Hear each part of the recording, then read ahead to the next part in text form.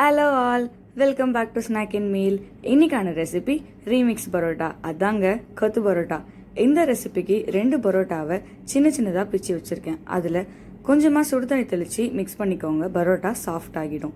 ஒரு கடாயில் 2 table spoon அளவுக்கு எண்ணெய் சேர்த்து கட் பண்ண 2 வெங்காயத்தை சேர்த்து 1/4 ஸ்பூன் அளவுக்கு உப்பு சேர்த்து வதக்குங்க.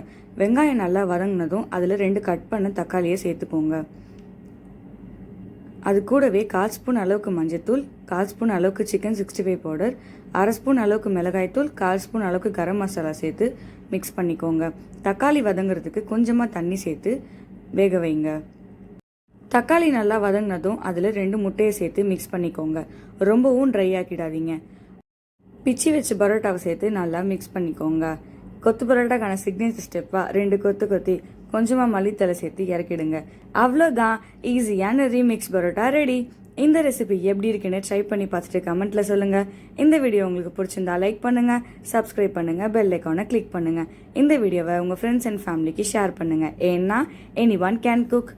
தேங்க்ஸ் ஃபார் வாட்சிங் ஸ்நாக் அண்ட் மீல். உங்களை நான் அடுத்த வீடியோவில் சந்திக்கிறேன். பாய்.